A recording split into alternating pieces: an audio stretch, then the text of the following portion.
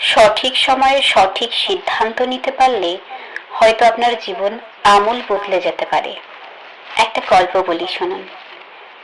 একবার এক ব্যক্তি একটি পাত্রে কিছুটা জল নিয়ে একটি ব্যাঙকে সেই পাত্রে রেখে ওই জল গরম করতে শুরু করে দিল।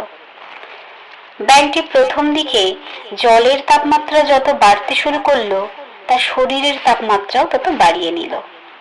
বেশ কিছুক্ষণ এইভাবে কাটলো। একটা সময় আসলো, ব্যাঙটি আর ওই তাপমাত্রা সহ্য করতে পারছিল না। তখন তার মনে হলো এইবার আমার লাফ দেওয়া উচিত। কিন্তু যেই না সে লাফ দিতে যাবে, সে দেখলো তার হাত পা অবশ হয়ে গেছে। সে আর লাফ দিতে সক্ষম নয়।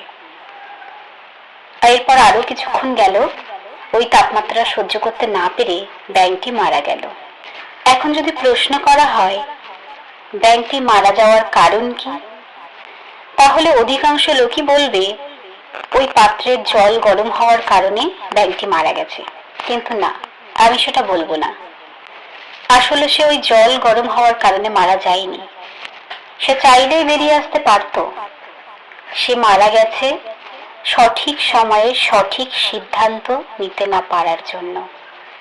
ঠিক তেমনি প্রত্যেকটা মানুষের স্থান কাল পাত্র ভেদে একটা সহ্য করার ক্ষমতা থাকে। আমাদের প্রত্যেকের মনে রাখতে হবে, ক্ষমতা থাকা অবস্থায় আমাদের সঠিক সিদ্ধান্ত নেওয়া উচিত। আবেগ ভালোবাসা দেখিয়ে আমরা যদি সিদ্ধান্ত নিতে দেরি করি, তো আমাদেরও পরিণতি ওই ব্যাঙটির মতোই হতে পারে।